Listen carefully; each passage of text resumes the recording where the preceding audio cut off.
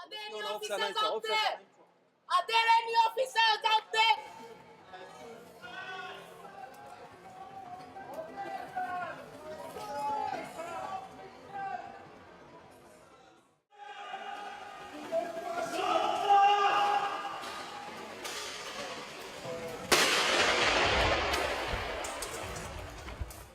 It was like a movie. Everybody was trying to run for his or her life, so there was no one who was concentrating with anyone, so we were just running, trying to hide. So we thought it was robbers, and this was gonna end, then we get back to the normal to do, but people really died. We are just jumping over dead bodies.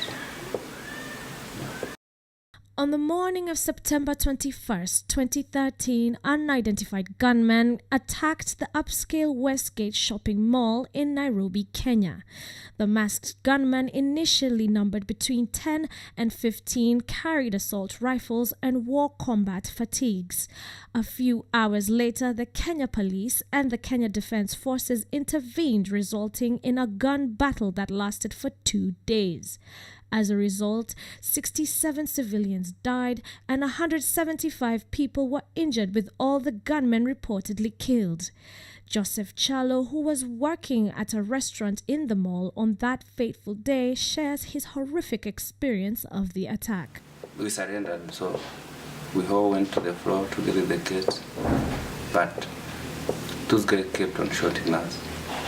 What I saw 2 guys with black turbans, and they were fully armed. They were shooting at us, shooting at the glasses. The glasses was falling, we were falling.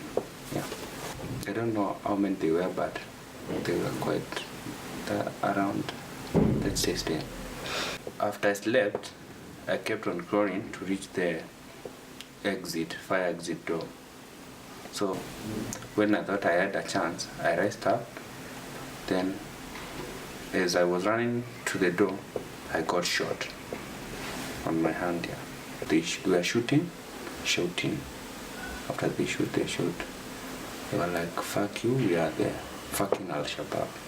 And we have come for revenge. I was sure I was going to die. Yeah. Because at some point, I became so weak, so I couldn't walk. My friends were helping me up. Then we ran up the stairs. After I reached the rooftop parking, they were shooting. We were even hiding with some policemen. Yeah, they had their guns, but we are just hiding with them. We are running up and down the stairs with them. They are not doing anything. So you are just like, I'm hiding with the police who is supposed to protect me. The Islamist group Al-Shabaab later claimed responsibility for the attack, which it characterized as retribution for the Kenyan military deployment in Somalia. The Kenyan military was deployed to Somalia on the 16th of October 2011 in an effort to defuse the Somali civil war in what is known as Operation Linda Nchi, or Protect the Country. Despite it being 11 months since the attack, the events in Joseph's mind are still clear as day. And though the country still struggles to move forward, Joseph confirms that it has not been a smooth transition for him.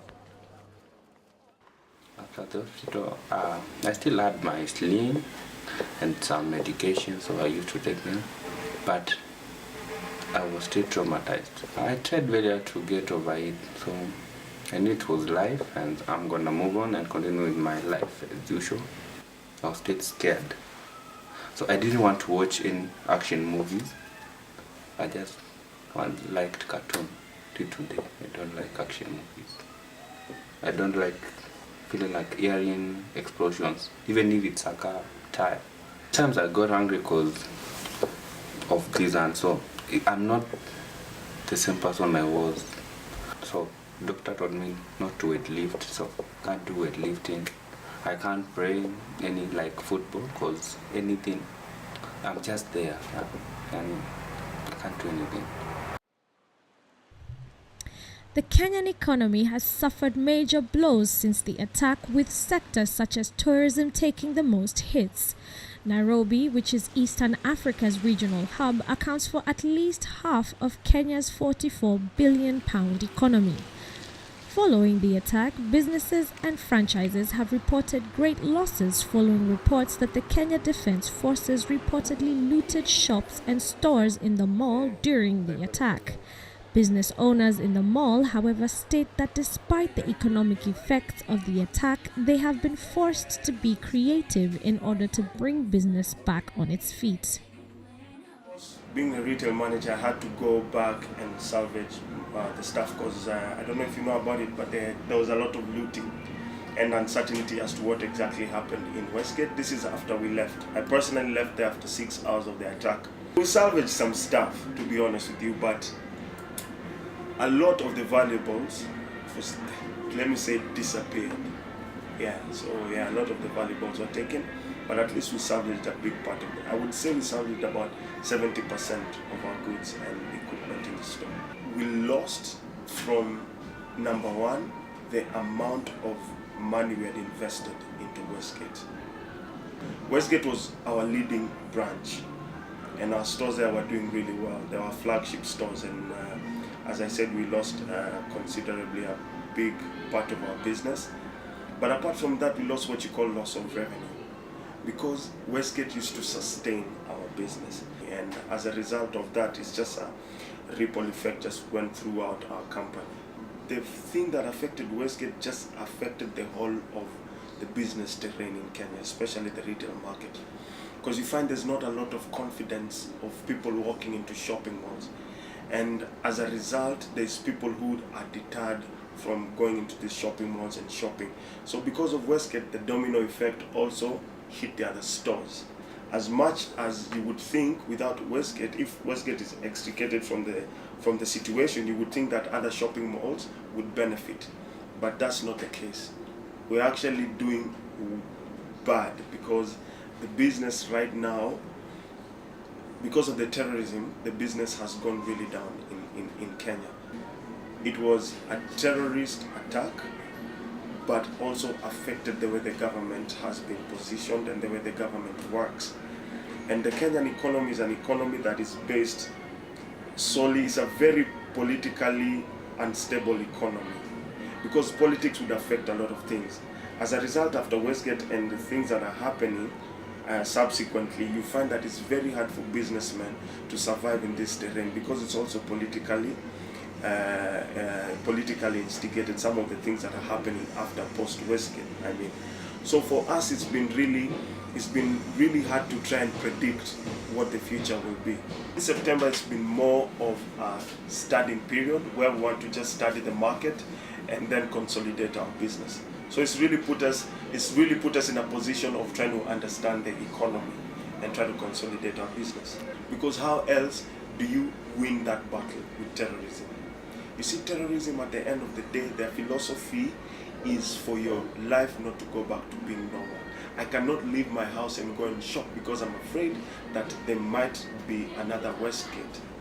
Now for us, especially when you're dealing in the retail platform, you have to be very creative. You have to branch out into other platforms that would actually bring in that turnover. So we find ourselves doing more of online sales as well, because you see there's not that much confidence when it comes to footfall into the shopping mall. So we've been very creative, I must say so. Since the attack, a lot of questions concerning national security have been lingering amongst the public and Parliament.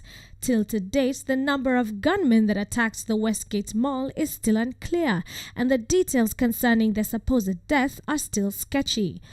The government is currently receiving the heat from the opposition on issues to do with the Kenya Police, the Kenya Defence Forces, and its competence following the looting reports. Though efforts to contact the government on this matter have been futile, Tim Kamuzubanda, a political journalist, says this is a lesson learned for the government. I think it was much later that people actually realized that, look here, it's actually a terrorist attack. I don't think we've had a siege situation in Kenya before. This was one of those.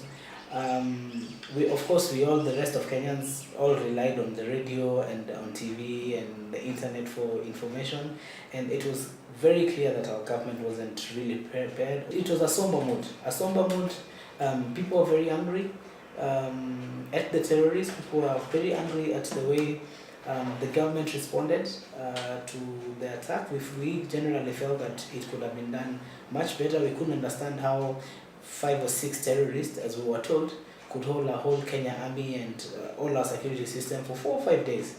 So there was a general anger. They're doing nothing, number one. Number two, being told that this is happening taking 5 hours to respond. Man, 5 hours is a flight from Johannesburg to Nairobi. So if you're told that guys are being killed and you come 5 hours later, what do you expect? Human life is important to all of us, whether you had your person in there or you didn't.